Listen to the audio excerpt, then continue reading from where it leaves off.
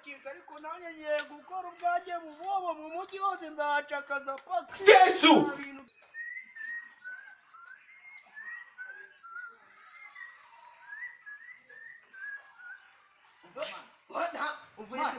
Wasingwe kamuri karitsiye cyo kurabase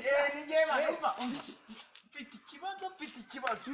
merutse gukorana n'imbobo ngo ni umukire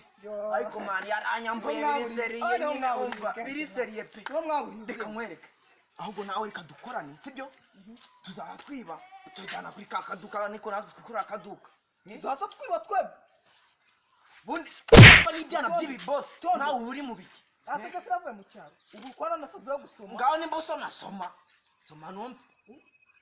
rangura nako ni rangura ese mane kamubwira tambere mbwamani nk'umuntu twabanye muri karitsiye nkuziho nk'ininja wowe utangira iki wowe reka nkwereke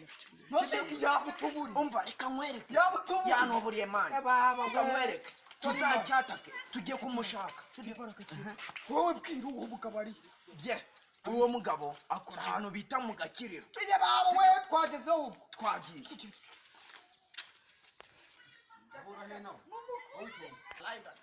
akatakatsimbira no kukwima nakishima gute nabwisamba sira kutsibenya kurugamba kahumurori kungapa ndi bahunga njye sinjye matungwa nikandi umunyarwanda nateye imbere kuri rapiga nzigira inganzwa ndisamba mbabwira nari ndi magesta ninjya na nyarwanda barapima bagafata bakanega imishibuka ariko nibambasha buri munsi ndabacanga bakavugishwa ariko cha ibyishimo by'iki wallahi cha umva ubwo bimeze bite n'uruguru ese mani ni wewe wallahi ndagazwe ni wowe wabaye ko koko nawajyana ataka n'uruguru baribere mu byishimo ukava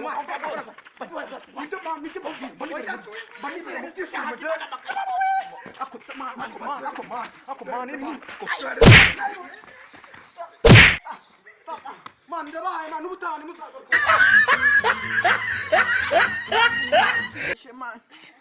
ese mani we imbaraga zazigendera mu gashuru Yesu naretse ko ari umuntu kumbe n'inzovu ingana kuriya Funke none amatuza wowe yagiye oya wajyana inguru yashingiye cyamara nabyawe nyine nakundi haguruka nyine mani ariko mani wowe reka nkwereke subira iwanyu mu kibosi ngeze ahanishakira ubwanjye mu